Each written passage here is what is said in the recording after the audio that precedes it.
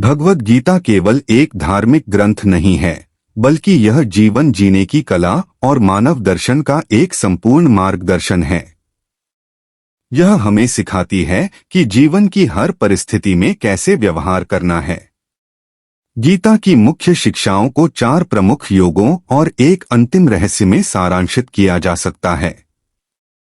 1. कर्म योग, निष्काम कर्म का सिद्धांत। मूल शिक्षा हमें फल की चिंता किए बिना अपना कर्तव्य कर्म करना चाहिए। सार कर्मण्येवाधिकारस्ते मा फलेषु कदाचन, आपका अधिकार केवल कर्म करने में है, उसके फल में कभी नहीं। व्यवहारिक अर्थ जीवन में सफलता या असफलता की आसक्ति से मुक्त होकर पूरी लगन और निस्वार्थ भाव से काम करें। यही तनाव मुक्त और प्रभावी जीवन जीने का मार्ग है। 2. ज्ञान योग, आत्मज्ञान का सिद्धांत। मूल शिक्षा मैं यह शरीर नहीं बल्कि अविनाशी आत्मा हूँ। सार आत्मा न जन्म लेती है और न मरती है। यह केवल पुराने वस्त्रों की तरह शरीर बदलती है। व्यवहारिक अर्थ हमें अपने वास्तविक स्वरूप आत्मा को जानना चाहिए। इस ज्ञान से शोक, मोह और भय समाप्त हो जाता है, क्योंकि मृत्यु केवल शरीर की होती है, आत्मा की नहीं। 3. भक्ति योग, परम प्रेम और श्रद्धा का सिद्धांत। मूल शिक्षा ईश्वर परमात्मा ही सर्वोच्च सत्य और सभी के हृदय में स्थित हैं। सार प्रेम और श्रद्धा के साथ भगवान की पूजा करना, मन को उन्हीं में लगाना और उन्हें ही अपना परम लक्ष्य मानना सबसे सरल और सीधा मार्ग है।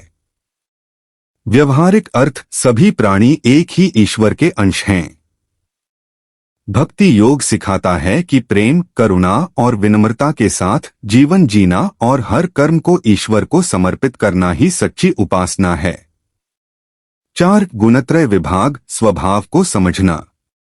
मूल शिक्षा हमारे सारे विचार, कर्म और स्वभाव प्रकृति के 3 गुणों सत्व, रजस, तमस से प्रभावित होते हैं। व्यवहारिक अर्थ हमें अपने अंदर दैवी गुणों सत्व को बढ़ाना चाहिए और आसुरी गुणों क्रोध, लोभ, वासना से दूर रहना चाहिए, क्योंकि ये ही नरक के 3 द्वार हैं। गीता का अंतिम और परम रहस्य। अध्याय 18 में कृष्ण जो सबसे बड़ा उपदेश देते हैं वह यह है।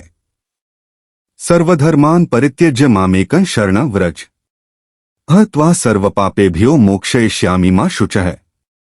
सभी धर्मों कर्तव्यों का आश्रय छोड़कर तुम केवल मेरी परमात्मा की शरण में आ जाओ। मैं तुम्हें सभी पापों से मुक्त कर दूंगा, तुम शोक मत करो।